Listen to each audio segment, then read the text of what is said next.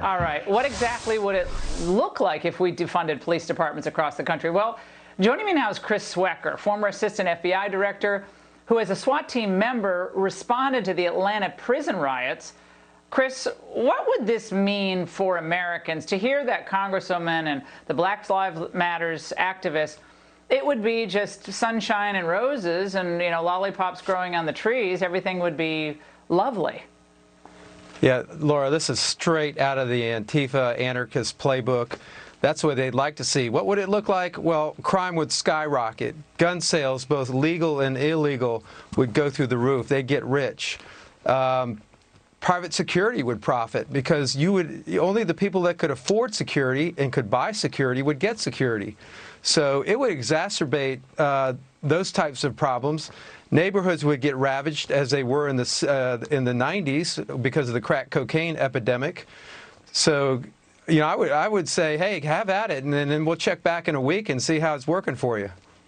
Well, Senator Cory Booker has identified the real problem with the defund police mantra. Oh, of course, it's President Trump. Watch. Anytime you hear a slogan being articulated by activists who are seeking an end that could probably inspire a lot of common folks, you can be sure that Donald Trump is going to try to weaponize that slogan. Chris, it's pretty easy to weaponize something the majority of Americans don't want to see happen, right? I mean, I got to think this is a minority. You know, it's a failure in leadership. These so-called community leaders that are espousing this doctrine, elected officials that are pandering for political capital. They have to know it's not going to work. What are you going to do? Call 911 and have a carload of community organizers show up? They just have to know that this isn't workable. It isn't functional. It would lead to chaos. It'd be like a really bad Mad Max movie.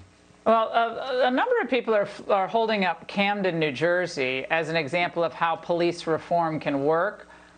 But there's just one problem. Camden actually created a much bigger police force, and according to this 2017 book on policing, has the highest police presence of any larger size city in the country. They just kind of melded their old police force into a larger police force, and still the violent crime is very high there. Yeah, I read up on Camden because I heard that as well. You know, I would say that's a good example of sort of privatizing security, and then you get more and more security. And what do you get? You get a glorified mall cop.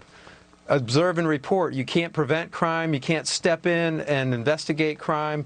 You can just observe crime and report it and record it, basically.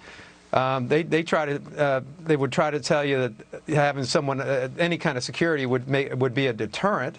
That's not a deterrent when you know that it's nothing but a big bluff.